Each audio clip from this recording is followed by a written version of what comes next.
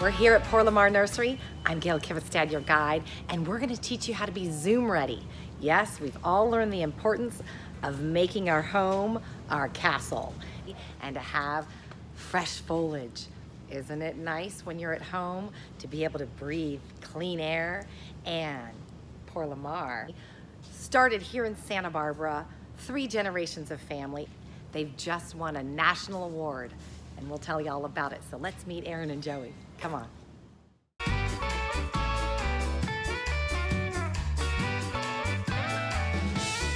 You all have won the category for Best Potted Plants. And this is exciting because this is from all of Albertsons, isn't it? It is, yeah, and we just want to do a proper Zoom thank you. And Joey, this partnership has been a long time making, hasn't it? Yeah, absolutely. So I've been in the industry, myself personally, for, gosh, going on 17, 18 plus years. And I know Erin in the Caird family have been much longer than that. So, yeah. Don't make me sound so old. And it goes to show how important relationships are and how important people are and people you can trust. Yeah. And you Absolutely. all are in this industry because you're experts and you are trusted. And it's exciting because I'm going to step away. I want you to share with us this new potted foliage that you have. Right. And tell us a little bit more about it. Okay. Yep. Joey? Be sure to pay close attention to all the plants and check out what you'd like to have in your Zoom shot.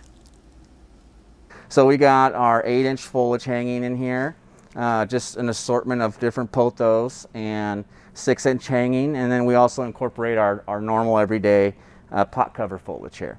And I mean, as you can see, there's multiple different varieties in here, and what we really pride ourselves on is that we have upwards of, how many varieties would you say, Erin? Oh gosh, we are up to now 184 different varietals in the foliage category. We're working hard to stay trend forward, and we are doing our best to stay price sensitive as well. Then Ron can give us the lowdown on the varietals and the species of it. My father was a gardener, so it was easy.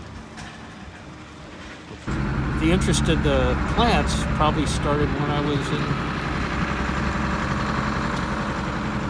3rd or 4th grade. Yeah.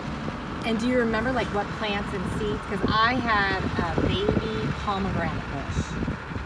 Well, really, it started with me with probably maranthas, which are prayer plants, because it was always interesting. They always fold up at night, like they're going to do a prayer. And so that started with that. Welcome to Greener Living, brought to you by Por la Mar. And we're here with Erin Caird. We've heard so much about things that are farm to table. This is actually farm to home. And I think right now at this time in the world, people are really excited about home plants, aren't they? Yeah, it seems like the green revolution has occurred. It has, and you're ready for this because you have been doing this for generations. Generations. And today we're going to talk about the Monstera, which you can see the leaves here, and these are the seeds, right? Yes, that's the seeds, and this is the flower. Oh, wow.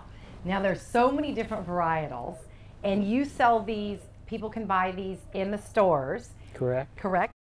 And how to take care of that plant is to water it really, really well. Let the water drain all the way through it, the pot, and then let it dry, and then water very thoroughly again.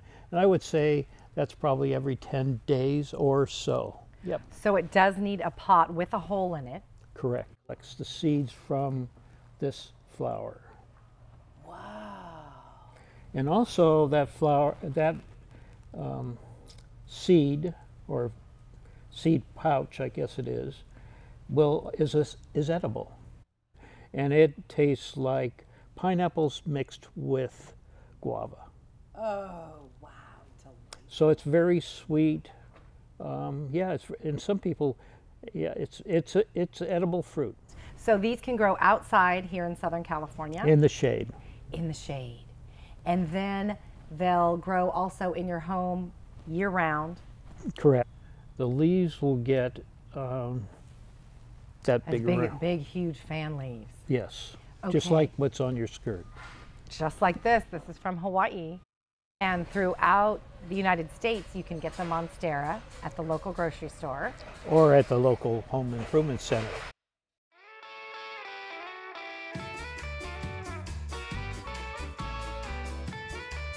we're talking about marigolds. So right now, Gail and I are standing in the fields of gold, and this little guy is an annual, and he's got a lot of features and benefits. And one of them is during the month of October, this marigold is also featured for a Mexican holiday called Day of the Dead.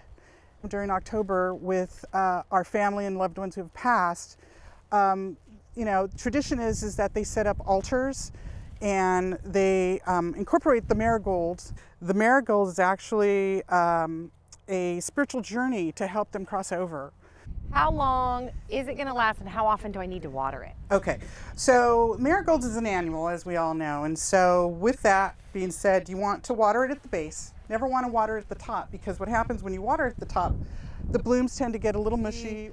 Many people make corsages, they do wreaths, leis. And I know the Indian culture does a whole celebration with the marigolds. Absolutely. Beautiful. Absolutely. And then once this dries out, this little pod, if you shake it out and it dries, you can get seeds from it.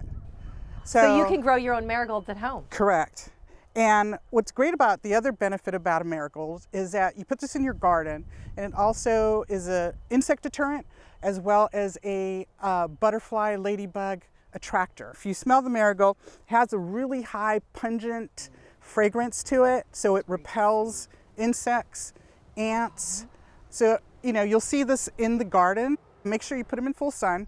They can grow in any hardy seasonal zone, but it's usually spring through fall. So, you know, you have that window.